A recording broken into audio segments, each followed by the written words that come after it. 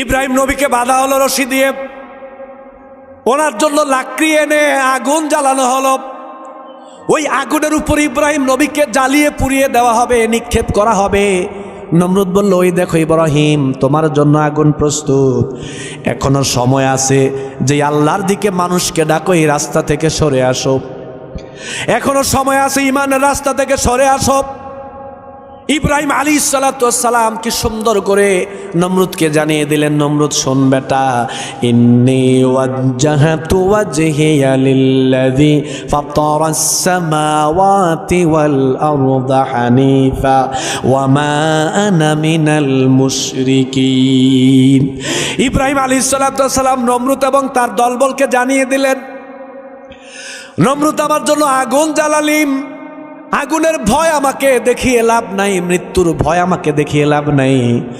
নমরুদ জেনে রাখ, আমি জানিয়ে দিলাম, আমি আমার চেহারাকে একনিষ্ঠভাবে মোতাবাজ্য করে দিলাম, যিনি আসমান জমিনের স্রষ্টা, যিনি আসমান জমিনের রব, যিনি আমার আল্লাহ, আমি আমার আল্লাহর দিকেই মোতাবাজ্য হলাম।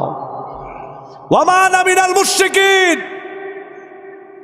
নমরুদ, আমি মুশরিকদের অন্তর্ভুক্ত নই, আমি দেবদেবীর পূজা করতে পারবো না, আমি এক আল্লাহর পূজায় বিশ্বাসী, আমি এক আল্লাহর দাওয়াতে বিশ্বাসী, আমি এক আল্লাহর উপরে ঈমান আনায় বিশ্বাসী।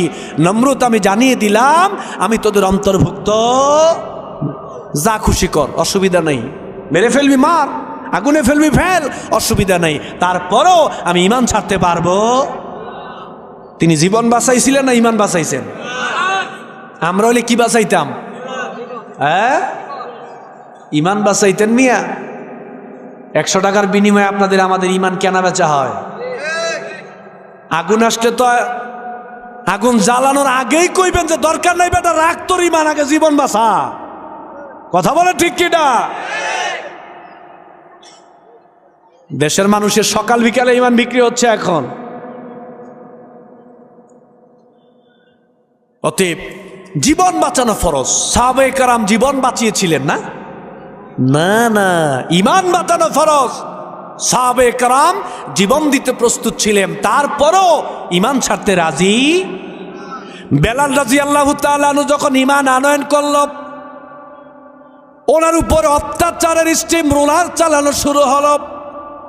এমন অত্যাচার চালানো শুরু করলো, এক পর্যায়ে মরুভূমির গরম বালির উপরে শুইয়ে দিয়ে ওনার বুকের উপরে পাথর চাপা দিয়ে রাখা হয়েছিল।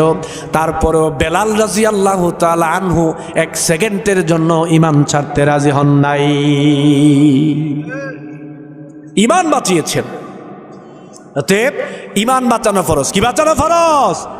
ঈমান বাঁচানো ফরজ। কারণ ঈমান ছাড়া কোনো আমলও কবুল হয় না, ঈমান ছাড়া জান্নাতেও যাওয়া যাবে না। আল্লাহ নবী বলছেন, লা তাদখুলুল জান্নাতা হাত্তা তুমিনু।